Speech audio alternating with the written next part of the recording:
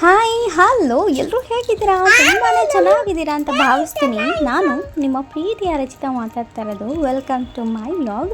ಇವತ್ತಿನ ದಿನ ಎಣ್ಗಾಯಿ ಪಲ್ಯ ಮತ್ತು ರೊಟ್ಟಿ ಮಾಡ್ತಾಯಿದ್ದೀನಿ. ಸೊ ಈ ಒಂದು ಎಣ್ಗಾಯಿ ಪಲ್ಯ ರೊಟ್ಟಿ ಹೇಗೆ ಬರುತ್ತೆ, ಹೇಗೆ ಮಾಡೋದು ಅಂತ ನೋಡೋಣ ಬನ್ನಿ. ಒಂದು ಕುಕ್ಕರ್ ತೊಗೊಳ್ಳಿ, ಸ್ವಲ್ಪ ಎಣ್ಣೆ ಹಾಕಿ. ಇದು ಎಣ್ಣೆಗಾಯಿ ಅಂತ ಕರೀತಾರೆ. ಸೊ ಹಾಗಾಗಿ ಸ್ವಲ್ಪ ಜಾಸ್ತಿನೇ ಎಣ್ಣೆ ಹಾಕ್ಕೊಳ್ಳಿ, ಬಿಕಾಸ್ ಟೇಸ್ಟಿಗೋಸ್ಕರ ಅಷ್ಟೇ. ಒಂದು ದಿನ ತಿಂದರೆ ಏನೂ ಆಗಲ್ಲ. ಸೊ ಹಾಗಾಗಿ ಎಣ್ಣೆಗಾಯಿ ಅಂತ ಕರೆಯೋದ್ರಿಂದ ಸ್ವಲ್ಪ ಎಣ್ಣೆ ಹಾಕ್ಕೊಳ್ಳಿ ಚೆನ್ನಾಗಿ. ಅದಕ್ಕೆ ಸ್ವಲ್ಪ ಬೆಳ್ಳುಳ್ಳಿ, ಸಾಸಿವೆ, ಜೀರಿಗೆ ಹಾಕ್ಕೊಂಡು ಕರ್ಬೇವಿನ ಸೊಪ್ಪು ಹಾಕ್ಕೊಳ್ಳಿ. ಆಮೇಲೆ ನೀರುಳ್ಳಿ ಹಾಕ್ಕೊಂಡು ಚೆನ್ನಾಗಿ ಫ್ರೈ ಮಾಡಿ. ಇಲ್ಲಿ ನಾನು ಜವಾರಿ ಮೆಣಸಿನ್ಕಾಯಿ ತೊಗೊಂಡಿದ್ದೀನಿ. ಈ ಒಂದು ಜವಾರಿ ಮೆಣಸಿನ್ಕಾಯಿ ಇದಕ್ಕೆ ತುಂಬ ಟೇಸ್ಟ್ ಕೊಡುತ್ತೆ. ಅಂದರೆ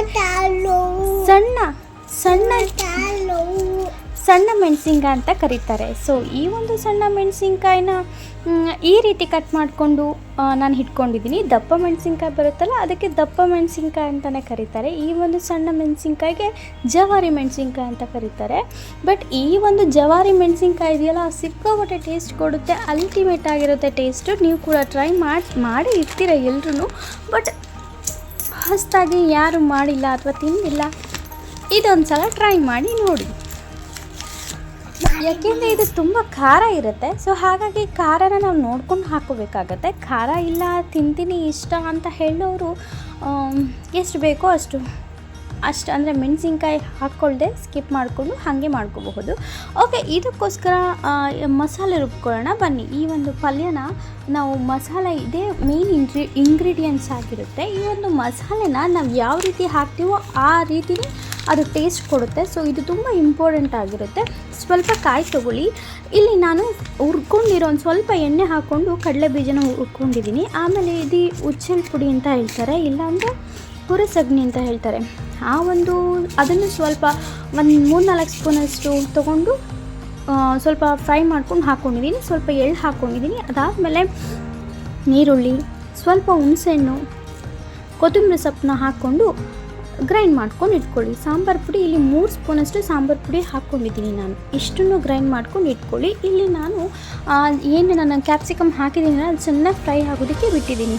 ಚೆನ್ನಾಗಿ ಫ್ರೈ ಆದಮೇಲೆ ಆ ಒಂದು ಏನು ನಾವು ಮಿಶ್ರಣ ರುಬ್ಬಿರ್ತೀವಲ್ಲ, ಆ ಒಂದು ಮಿಶ್ರಣನ ಇದಕ್ಕೆ ಹಾಕ್ಕೊಂಡು ಕುಕ್ಕರ್ ಒಳಗಡೆ ಹಾಕ್ಕೊಂಡು ಚೆನ್ನಾಗಿ ಮಿಕ್ಸ್ ಮಾಡಿ. ಸ್ವಲ್ಪ ಉಪ್ಪು ಹಾಕ್ಕೊಳ್ಳಿ, ರುಚಿಗೆ ತಕ್ಕಷ್ಟು ಉಪ್ಪು. ತುಂಬ ಟೇಸ್ಟಿಯಾಗಿರೋ, ತುಂಬ ಅಲ್ಟಿಮೇಟ್ ಆಗಿರುವಂಥ ಫಟಾಫಟ್ ಆಗೋವಂಥ ಈ ಒಂದು ಕ್ಯಾಪ್ಸಿಕಮ್ ಪಲ್ಯ ಅಂದರೆ ಎಣ್ಣೆಗಾಯಿ ಅಂತಾರಲ್ಲ, ಈ ಒಂದು ಪಲ್ಯನ ಮಾಡ್ಕೊಂಡು ತಿಂತಾಯಿದ್ರೆ ವಾವ್ ಅನ್ಬೇಕು, ಅಷ್ಟು ರುಚಿಯಾಗಿರುತ್ತೆ. ಖಂಡಿತ ನಿಮ್ಗೆಲ್ರಿಗೂ ಇಷ್ಟ ಆಗುತ್ತೆ. ಇಷ್ಟ ಆದಮೇಲೆ ಮತ್ತೆ ಆಗ್ತಾಡಲ್ವಾ, ನೀವು ಕೂಡ ಟ್ರೈ ಮಾಡಿ, ನೀವು ಕೂಡ ತಿನ್ನಿ. ಬರದೇ ಇದ್ದವ್ರು ಕೂಡ ಈಸಿಯಾಗಿ ಮಾಡ್ಕೊಂಡು ತಿನ್ಬಹುದು. ಅಂದರೆ ಅಡುಗೆ ಮಾಡೋಕ್ಕೆ ಬರದೇ ಇರೋರು, ನಾನಿಲ್ಲಿ ಲಿಡ್ನ ಕ್ಲೋಸ್ ಮಾಡಲ್ಲ. ಲಿಡ್ನ ಕ್ಲೋಸ್ ಮಾಡಿ 2 ವಿಷಲ್ ಆದರೂ ಕೂಗಿಸ್ಕೋಬಹುದು, ಇಲ್ಲ ಅಂದರೆ ಹಾಗೆ ಕೂಡ ಬೇಯಿಸ್ಕೋಬೋದು. ಬಿಕಾಸ್ ನಾನು ಎಣ್ಣೆಲ್ಲೇ ಚೆನ್ನಾಗಿ ಫ್ರೈ ಮಾಡ್ಕೊಂಡಿದ್ದೀನಿ, ಅದು ಹಾಗಾಗಿ ಶ್ರಿಂಕ್ ಆಗಿದೆ, ಚೆನ್ನಾಗಿ ಬೆಂದಿದೆ. ಸೊ ಹಾಗಾಗಿ ನಾನು ಇಲ್ಲಿ ಲಿಡ್ನ ಕ್ಲೋಸ್ ಮಾಡಲು ಹಾಗೆ ಬೇಯಿಸ್ಕೊಂಡಿದ್ದೀನಿ. ಇಲ್ಲಿ ನಾನು ರೊಟ್ಟಿ ಮಾಡ್ಕೊಳ್ಳೋದಕ್ಕೆ ಸರಿಯೆಲ್ಲ ಮಾಡಿಕೊಂಡು ಇಲ್ಲಿ ರೊಟ್ಟಿ ಮಾಡ್ತಾಯಿದ್ದೀನಿ. ಹೆಣ್ಮಕ್ಳಿಗೆ ಎಷ್ಟೆಲ್ಲ ಕೆಲಸ ಇರುತ್ತೆ ಅಂದರೆ ಸಿಕ್ಕಾಪಟ್ಟೆ ಕೆಲಸ ಇರುತ್ತೆ. ಮನೆ ಮಕ್ಕಳು ಯಪ್ಪ ತಲೆ ಕೆಟ್ಟೋಗೋಷ್ಟು ಕೆಲಸ ಇರುತ್ತೆ.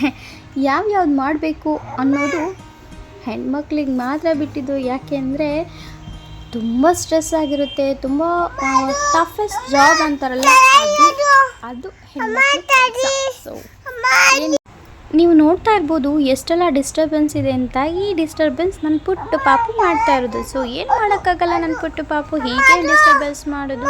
ಸೊ ನೀವು ಕೂಡ ಅಡ್ಜಸ್ಟ್ ಮಾಡ್ಕೋಬೇಕಾಗತ್ತೆ. ಸೊ ಇಲ್ಲಿ ರೊಟ್ಟಿ ಎಣ್ಗಾಯಿ ಆಗಿದೆ. ಸೊ ಯಾರಿಗೆಲ್ಲ ಈ ರೊಟ್ಟಿ ಎಣ್ಗಾಯಿ ಇಷ್ಟ ಆಯಿತು, ಸೊ ಕಮೆಂಟ್ ಮೂಲಕ ತಿಳಿಸಿ. ನನಗೆ ಸಪೋರ್ಟ್ ಮಾಡಿ, ಲೈಕ್ ಮಾಡಿ, ಶೇರ್ ಮಾಡಿ. ಮತ್ತು ನಿಮಗೆಲ್ಲ ಅನಿಸಿಕೆಗಳನ್ನ ನನಗೆ ಕಮೆಂಟ್ ಮೂಲಕ ತಿಳಿಸಿದಲ್ಲಿ ನಾನು ಹೊಸ ವೀಡಿಯೋಸ್ ಮಾಡೋದಕ್ಕೆ ಖಂಡಿತ ಮೋಟಿವೇಶನ್ ಸಿಕ್ಕಾಗುತ್ತೆ.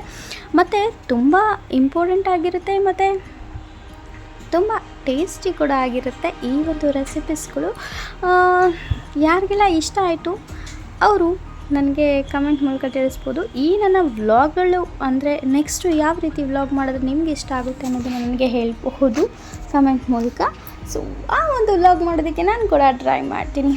ಓಕೆ, ನಾವಿಲ್ಲಿ ಎಷ್ಟೆಲ್ಲ ಡಿಸ್ಟರ್ಬೆನ್ಸ್ ಮಧ್ಯಾಹ್ನ ನಾನು ಈ ವಿಡಿಯೋನ ಎಡಿಟಿಂಗ್ ಮಾಡಿ ವಾಯ್ಸ್ ಕೊಡ್ತಾ ಇದ್ದೀನಿ. ಸೊ ಯಾಕಂದರೆ ಈ ವಿಡಿಯೋ ಅಂದರೆ ಈ ವ್ಲಾಗ್ನ ನಾನು ಕಂಪ್ಲೀಟ್ ಮಾಡಬೇಕು ಅನ್ನೋ ಒಂದು ಕಾರಣಕ್ಕೆ. ಸೊ ನೋಡ್ತಾ ಇರ್ಬೋದು ನೀವು ಹೆಣ್ಗಾಯಿ ಪಲ್ಯ ಮತ್ತು ರೊಟ್ಟಿ ಯಾವ ರೀತಿ ಬಂದಿದೆ ಅಂತ. ಓನ್ ಬಂಗಾರಿ ನಾನು ಮಾಡೋದು ಇಷ್ಟ ಆಗಲ್ವ? ಯಾಕೆ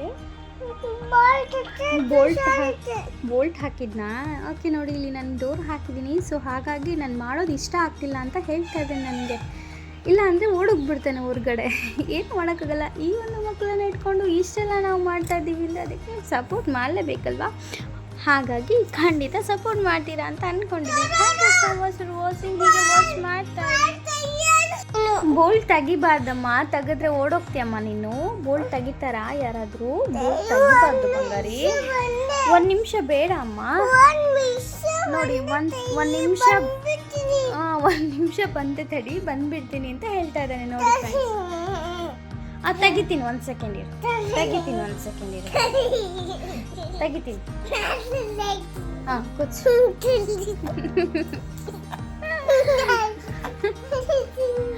ಓಕೆ ನನ್ನ ವ್ಲಾಗ್ ಇಷ್ಟ ಆಯಿತು ಅಂತ ಅನ್ಕೋತೀನಿ.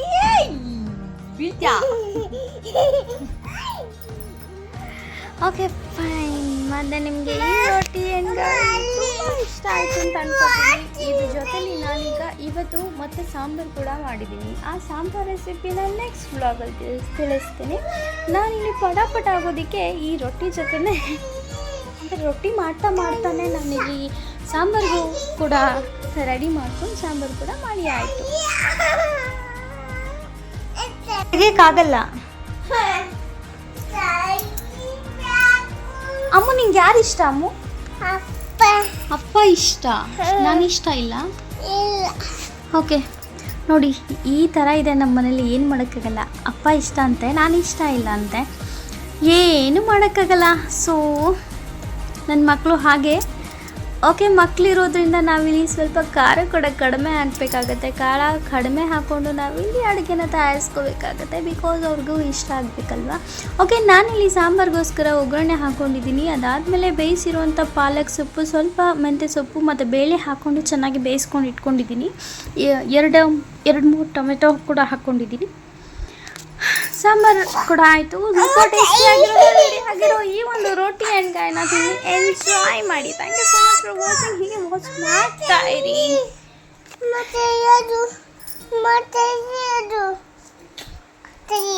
ಇನ್ನೊಂದು ಕೊಡು, ಅವ್ರಿಗೆ ಕೊಡು ಹೇಳ್ತೀನಿ. ಅವ್ರಿಗೂ ಕೊಟ್ಬಿಡ. Thank you so much for watching. ಹೀಗೆ ವಾಚ್ ಮಾಡ್ತಾ ಇರಿ. Bye, see you, take care.